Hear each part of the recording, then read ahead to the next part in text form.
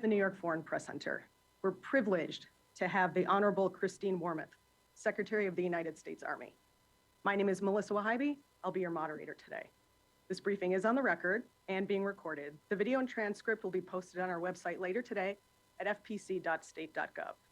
As we begin, we ask that your Zoom profile reflects your name and media outlet. Secretary Wormuth will offer opening remarks, and then we will have a period of Q&A, which I will moderate. At this time, ma'am, the floor is yours. Thank you. Good afternoon, everyone. Thanks very much for the opportunity to talk to you a little bit about the United States Army and all that we're doing around the world today. I thought I'd start just a little bit by explaining what it means to be the Secretary of the Army. The Army is led by two senior officials, a civilian, the Secretary of the Army, and I am the 25th Secretary of the Army, and then also led by a four-star general. Currently, that general is James McConville. And the two of us together are responsible for over $185 billion annual budget for the United States Army. Our institution includes almost 1 million soldiers. Those are active, guard, and reserve. And with General McConville, I am responsible essentially for organizing the entire United States Army. I am responsible for all of our recruiting, also for training and equipping the United States Army. We are currently deployed in almost 140 countries around the world today. We have more than 40,000 soldiers in Europe. Some of those soldiers are permanently stationed there. Many of them have been deployed there in the wake of Russia's invasion of Ukraine. We also have United States Army soldiers permanently stationed in Korea and Japan, as well as Hawaii and Alaska. I think I would just say a couple of things and then open it to questions because I'm sure you all have wide-ranging questions. But I wanted to highlight in particular, first, the role that the United States Army has played in supporting Ukraine as it fights to defend itself against Russia. We have trained over 10,000 Ukrainian armed forces. We've trained them on Patriot, Avenger, and Stinger air defense systems. We've provided training on a range of armored vehicles, including Bradleys, Strykers, and now Abrams tanks. We also, the Army has provided the Ukrainian armed forces with billions of dollars of equipment, everything from vehicles to Patriots to radars to hundreds of thousands of rounds of munition. For example, we've provided over 700,000 155 millimeter artillery shells. We also in the United States Army have learned many lessons from the conflict in Ukraine, and I'd be happy to talk about that for those of you who are interested. I also wanted to highlight the role of the Army in the Indo-Pacific. A lot of national security observers tend to focus on the Navy and the Air Force's role in the Indo-Pacific, and those are very important roles, but the Army has an important role to play there as well. Just to mention two things. First, if the United States, for example, were ever to get into a conflict in the Indo-Pacific, the United States Army would play an essential role as a linchpin force. We would be responsible, I would expect, for establishing our bases for the Air Force and the Navy, for protecting those bases. We would play a tremendous role in resupplying the United States military, so we would be doing a lot in terms of logistics, and we also would be able to provide long-range fires. So for example, the Army is developing a hypersonic weapon, and that would be something that we could employ in that role. But on a day-to-day basis, every day, the United States Army also plays a very important role in campaigning in the Indo-Pacific, in essentially trying to continue to preserve the security and stability there in that region by strengthening deterrence. And we do that largely by basically conducting exercises in that region. We have many very comprehensive multilateral exercises through United States Army Pacific. And we also engage on a regular basis with all of our allies and partners in that region. So we are able to demonstrate our ability to interoperate every day with those countries. And we use things like our security force assistance brigades to help build capacity of our partners in the region. So why don't I stop there and open it up to your questions? Thank you, Madam Secretary. It's now time for the Q&A portion of this event. You can ask your question by raising your virtual hand. If you're on Zoom, I will call on you. At that point, please turn on your mic and, if possible, your camera. You can also type your question into the chat feature. For those of you here in the room, we have a microphone. Please do state your question in the microphone so that it's available for the transcript. So we'll begin in the room. Thank you. Please state your name and organization. Central News Agency. My question is, in your view, what is the best strategy to counter the PLA's aggression in the Indo-Pacific region, and what are the specific steps that the U.S. Army could assist Taiwan to improve its security landscape? Thank you. Well, first of all, I would say I don't think either the United States or China wants a war. I don't think that would be in the interests of either of our countries. So I think, one, we need to be working on lowering the temperature in the region. That said, I am certainly concerned about China's coercive and aggressive behavior in the region.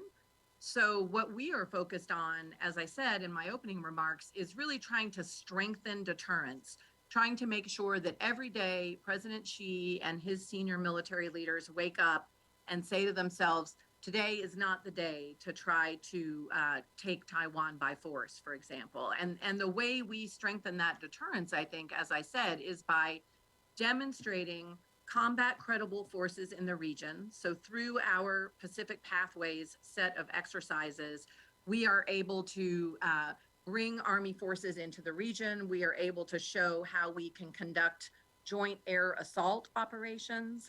We are able to use systems like HIMARS, artillery, for example, in our exercises. And we're able to show how we're able to operate with our allies and partners in the region. And I think that does a lot to strengthen deterrence and to show that basically, as we say sometimes, the best way to avoid fighting a war is to show that you can win any war you might have to fight. And I think that's where the United States Army really tries to focus. We will go online and come back in the room. Martin, I see you have your hand raised. Please enable your microphone and your video if you choose and ask your question. Yes. Hi. Thank you for doing this, Secretary. First question is about the Indo-Pacific. I'm from a newspaper in Denmark, so it's far away. And that is this, don't you think that the United States and its allies are at an inherent disadvantage militarily vis-a-vis China in the Indo-Pacific? Because what you have there are, of course, a number of bases, and you've been increasing the number of bases recently. As an example, the Philippines. But you basically have aircraft carriers and destroyers. And China has an incredible advantage in being a mainland, and they can basically shoot down any destroyer, any aircraft carrier they want to. So they have that huge territory from which they can fight, and the United States does not have that. So it seems to me that there's a kind of disparity between the two sides here that doesn't really work well as a deterrent. That's number one. Number two, is it surprising that China actually feels somewhat surrounded, to turn it around the question? And then the third question is this: what have you learned from Ukraine, from the war in Ukraine? Thank you. Thank you. Let me try to take those kinds of questions in turn. Certainly, China, has what we like to say in the Army, excellent interior lines of communication. The distances in the Indo-Pacific are formidable, and all of the issues that you point out, I think, are real issues. That said, I think what we've seen in how the international community has rallied to Ukraine's side, I think there's a lesson there for China, which is that if there were to be a war, I think that it is highly unlikely that China would be facing the United States alone. I think you would be facing a coalition of countries, even broader than strictly limited to the Indo-Pacific. So I think some of the geographic challenges that you're pointing to are mitigated when you think about the fact that we would probably have other countries involved in the region in any kind of a conflict. And as you said, we have been working very diligently to broaden and diversify our basing agreements in the region. So I think the agreement that Secretary Austin was able to come to with the Philippines, for example, is, you know, a great example of being able to show how we'll have more bases from which to operate. I think Japan's sense of its own security and the threat that it perceives from China has shifted dramatically in the last 10 years. I think you see Australia being more and more concerned about Chinese aggressive actions in the region. So I think all of that would come into play if there were to be a conflict there. And I think in terms of, you know, China feeling encircled or contained, if you will, I think the United States has a strong track record of showing, you know, we're a democratic nation that that respects the concept of territorial sovereignty. You know, we do not believe in unprovoked aggression, such as what we've seen again with Russia going into Ukraine. I think the role that the United States has played in the Pacific for decades has been about preserving the security and stability of that region so that all of the countries in the region, to include the United States, which is a Pacific nation, can continue to prosper economically. So I think China wouldn't have anything, I think, to worry about were it not to be making, you know, very expansive territorial claims, for example, that have been, you know, rejected by the International Tribunal. And I think the last question you asked about was what we've been doing with Ukraine. And again, I would emphasize the United States Army has trained over 10,000 Ukrainian soldiers. No, the question was, what have you learned? Oh, what have we learned? I'm sorry. From the conflict, okay. in terms of you know, war, how to conduct wars, you know.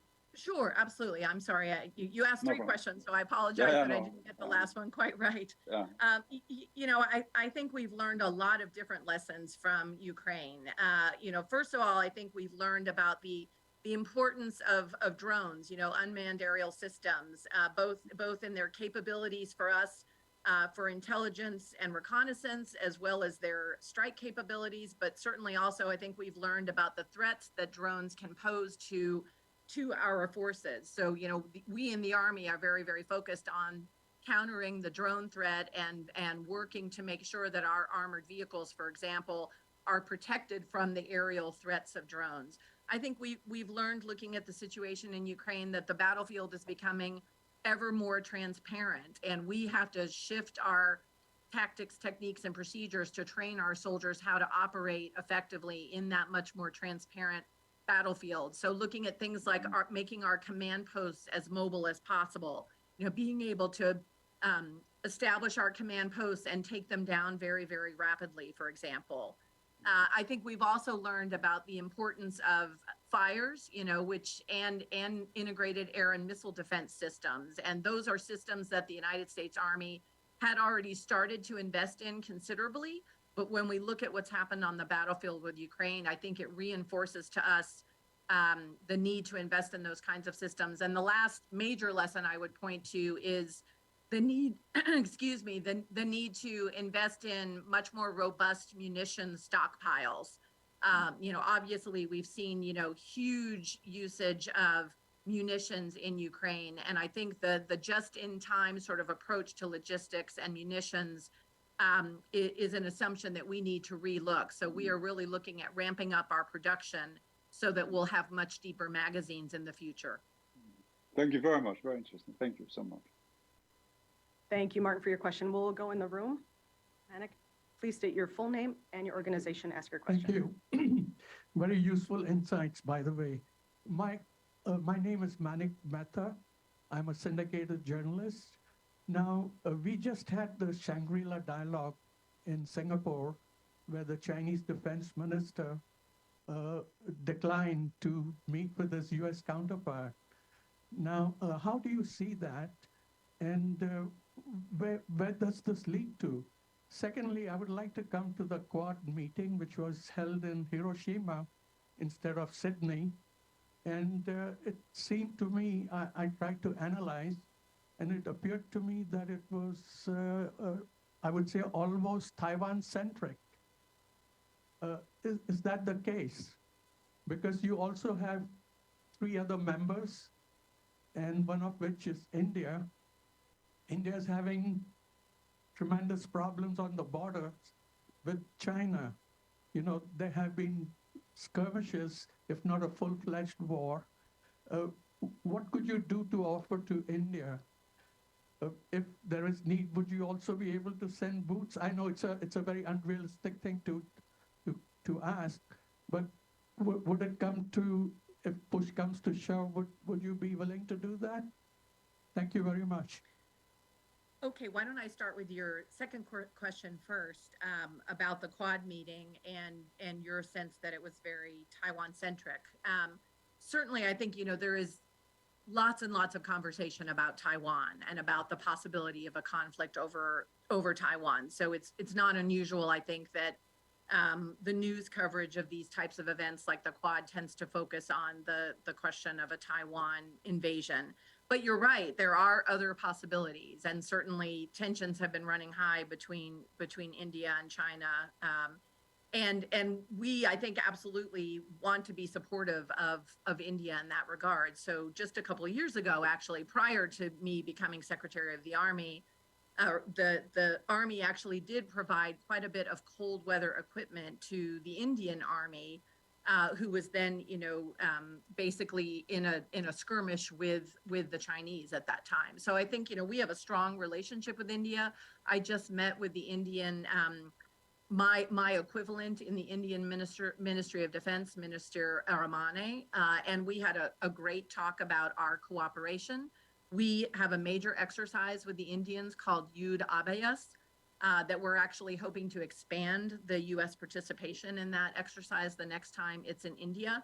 And we talked quite a bit about, the threat picture, I would say, and the security picture across all of the Indo-Pacific. So I want to reassure you that we're not sort of myopically focused on Taiwan. There are other things to be concerned about in the broader Indo-Pacific region. And on your question about the situation at the Shangri-La dialogue, where the PRC equivalent to Secretary Austin, all they did was, shake hands. I think what's concerning about that is my sense and in my experiences in the national security community and government is it's very, very important to have open lines of communication with countries, even if you have a more adversarial relationship. So, for example, when we were fighting ISIS in Iraq and Syria, and the Russians, put forces into Syria, we had a deconfliction channel where we could talk to the Russians. And I think, given that tensions are high now between the United States and China, I think it would be very, very valuable for there to be an open channel of communications between Secretary Austin and his counterpart. The Chinese have met with our Secretary of Commerce, for example, and that's very useful. But if there is, when it comes to a potential miscalculation, I think we want to have Secretary Austin and General Milley, the chairman of our Joint Chiefs, talking to their counterparts to make sure that there aren't any misunderstandings. May I just ask a small follow-up question with your permission? Sure, you need to be on the microphone. Thank you. The Prime Minister of India will be here on a state visit in the third week of June. And the Defense Department has been talking about selling equipment to India. What equipment, do you know what the Indians want, actually? Well, in my conversations with the Indians, I think they're very interested in obviously developing their own defense industrial base. And so they're interested in co-development, co-production types of arrangements. And I don't want to speak to the details, but I know that we in the Army have put forward 2 proposals to the Indians to work with them on 2 particular systems. And we're very interested in pursuing that. And right now it's really up to the Indian Ministry of Defense to decide, when they would like to take next steps. Thanks very much. Thank you. Thank you. We will stay in the Zoom world and go to Tiago. Tiago, if you could enable your microphone and if possible, your video and ask your question of the Secretary. Thank you very much. Thank you all. Thank you, Secretary. I'm Tiago Amancio with the Brazilian newspaper Folha de São Paulo. If I may, I'd like to shift the focus to Latin America, but with the same Chinese background. So General Laura Richardson and other US Army officials have been to Brazil recently, and they travel regularly to other countries in the region. Can you explain the priorities of the U.S. Army for Latin America, where there's also a growing presence of China?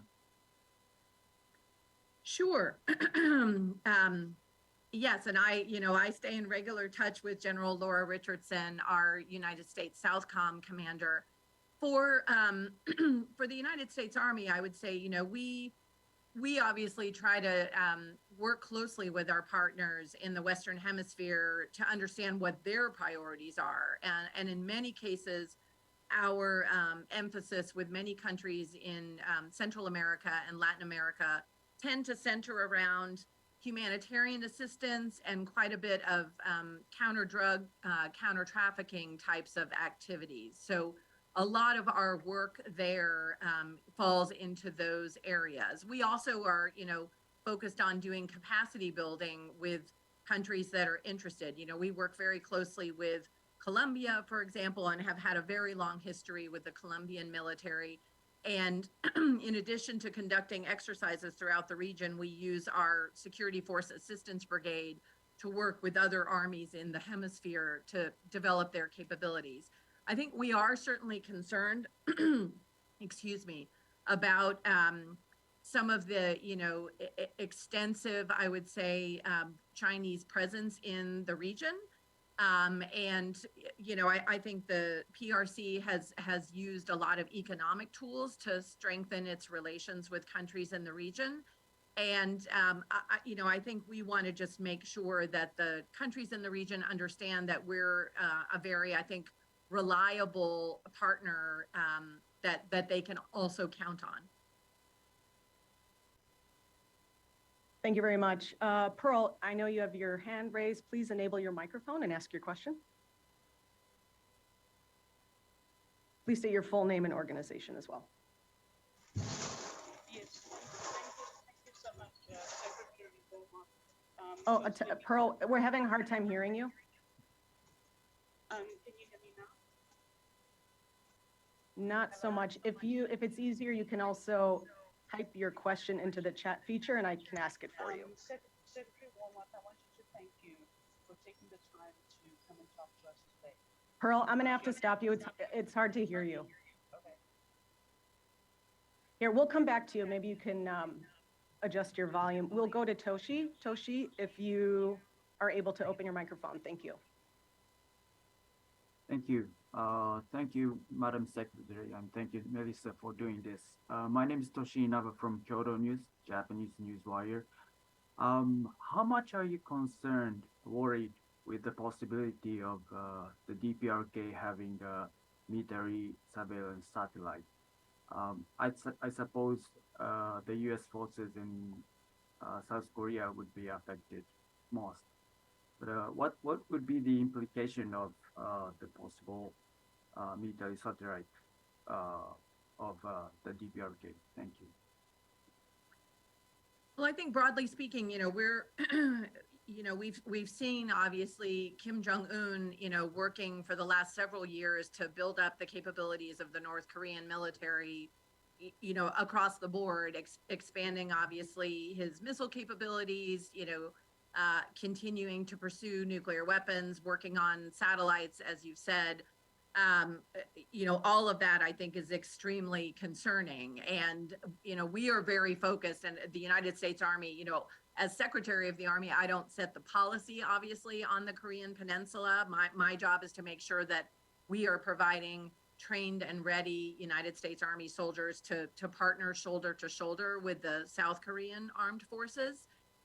We're, I would say, primarily focused on exercising together with the ROK military and making sure, again, that we are demonstrating combat credible forces through those exercises to try to strengthen deterrence on the peninsula. And, and also obviously working, we have a very strong alliance with the South Koreans, and wanting to make sure that we are always focused on making sure that we've got strong, viable, extended deterrence. So it's not that it's going to have a great impact on how you operate in the region. I don't think it will, substantially change how we've been operating for the past few years. And, and we obviously have got to continue diplomatic efforts right alongside the military efforts. I think those are very important as well. Thank you very much. Thank you, Tushi. We have another question in the room. Please grab the mic, state your name, organization, ask your question. Thank you. Shogo Senda from Nippon TV, Japanese broadcaster. I have a broader question about the, I guess, strategic goals for the U.S. Army, given the fact that, the war in Afghanistan has, is there a strategic, I guess, what is the larger goal of the strategic pivot to the Indo-Pacific from the Mideast? I think what we are a part of the Joint Force Team, I would say, and the United States military is really an instrument, if you will, to execute the goals of the National Defense Strategy. And really what we want to do in the Indo-Pacific is basically to continue to preserve the stability and security there, because I think, the long decades of peace and security we've seen in the Indo-Pacific have allowed all of the countries in the region to benefit economically in very substantial ways. And so in the context of the PRC's, extremely comprehensive and robust military modernization and their much more, I would say, aggressive behaviors in the region, I think the seriousness that poses really required much more focus on the Indo-Pacific, and the Army has been a part of that. At the same time, I would just say we continue to be concerned, obviously, about violent extremist organizations. ISIS hasn't gone away. Al-Shabaab, you name it. There's a lot of different ones. And we continue to focus on those threats as well.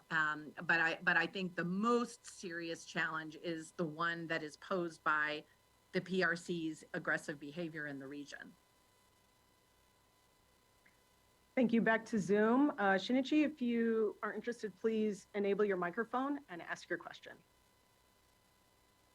Hi, thank you for this opportunity, Madam Secretary. My question is about the multi-domain task. Oh, I'm sorry to cut you off. Please state your name and organization.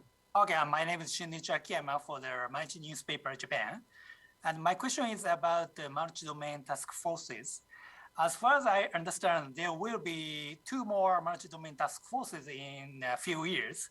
And what is the current Army plan where to deploy these forces? Is there any possibility to deploy it in Japan? And also the conflict in Ukraine could affect the plan in the future.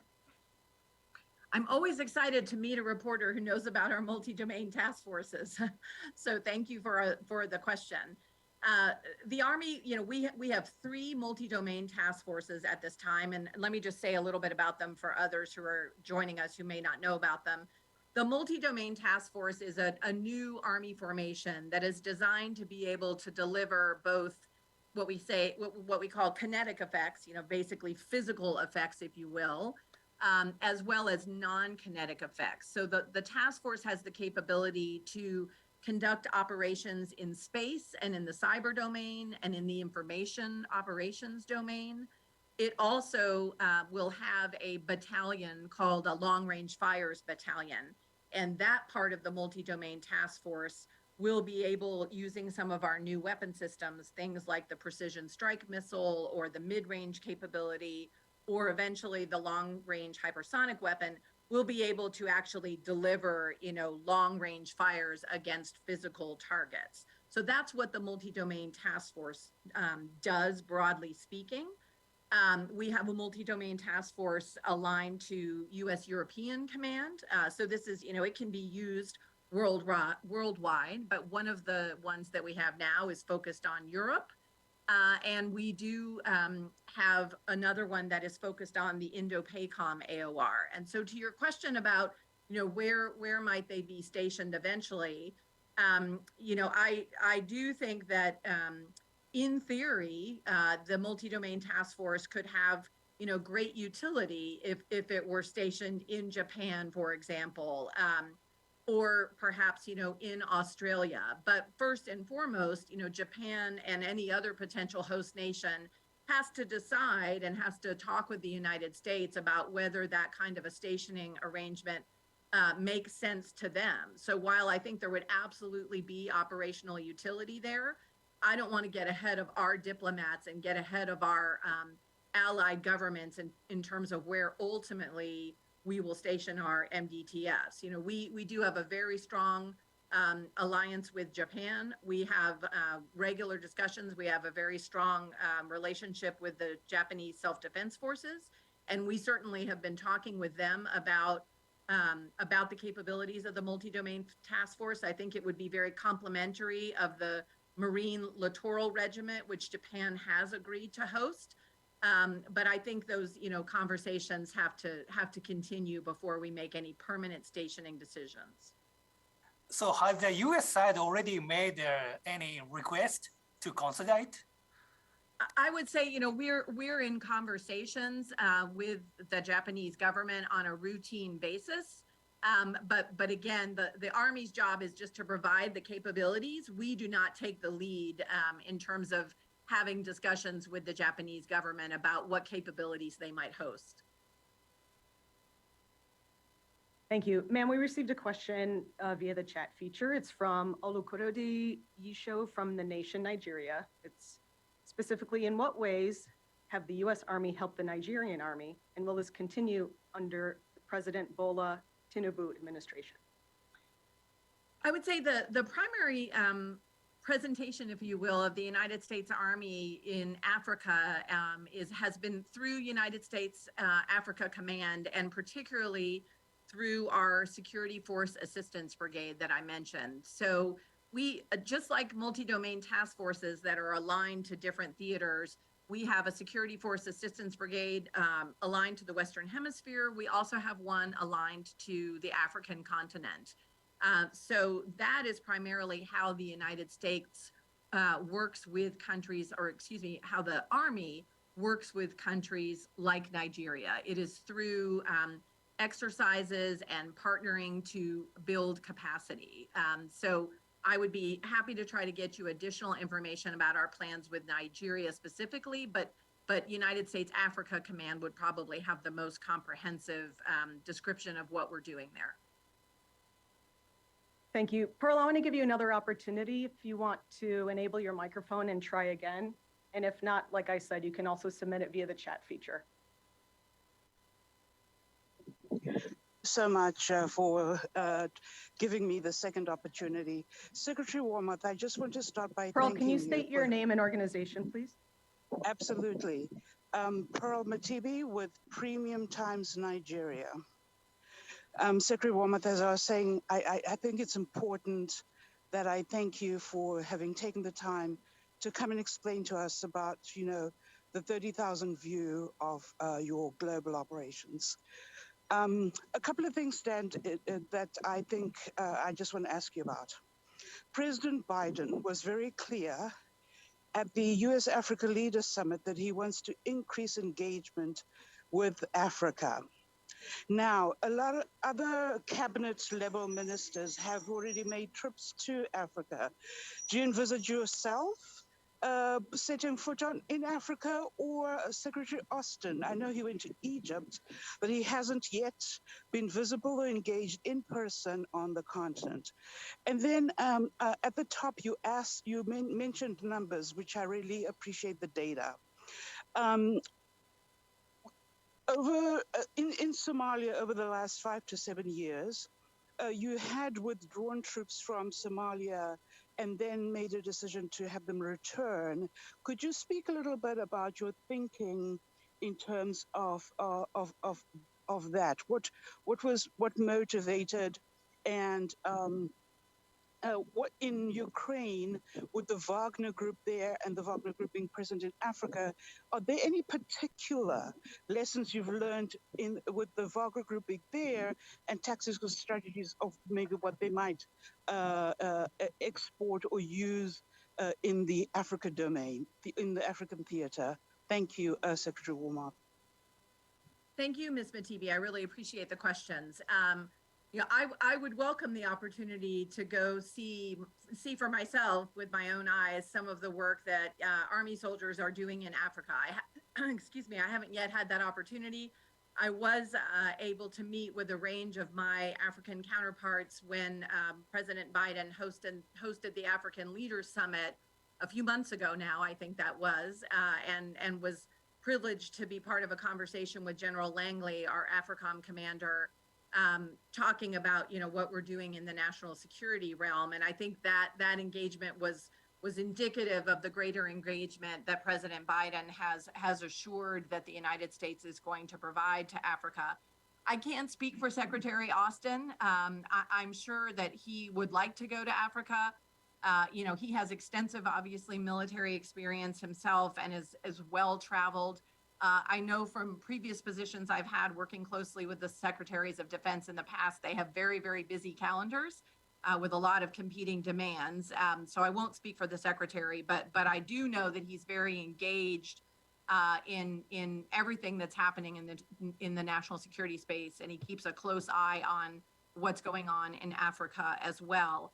I think in terms of the United States decision to put back some forces in Somalia, I think that was largely driven by the fact that, you know, as I said, the violent extremist organizations have not gone away. And certainly the groups in Somalia continue to be of concern. And I think there was a view that the previous administration's decision to remove all troops from Somalia was not in the best national security interests of the United States. And so, you know, I think we're able to do more typically when we have some boots on the ground. And as for the Wagner Group, you know, I think I guess what I would say is, and I'm not sure this was even a lesson that we had to learn, if you will, but, you know, certainly we've seen the Wagner Group play a very pernicious role in Ukraine, just as we've seen them play in Mali and elsewhere. And I think my biggest takeaway is that we shouldn't limit our focus on the threat that Russia poses to just its actual military. We need to also be looking at how they use proxy forces like the Wagner Group. So we will, you know, I think continue to keep a close eye on the Wagner Group and its activities, whether it's in Ukraine or in Africa or elsewhere.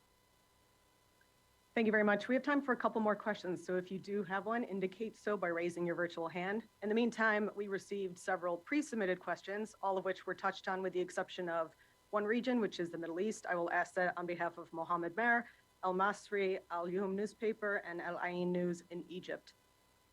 President Biden's administration has restructured the national security staff in the Middle East and Asia directorates, downsizing the team devoted to the Middle East and bulking up the unit that coordinates U.S. policy toward the vast region of the world, stretching from the Indian Ocean to the Pacific. Do you agree with this vision that the Middle East is not important to the U.S. and must focus on near-peer competitors like China and Russia?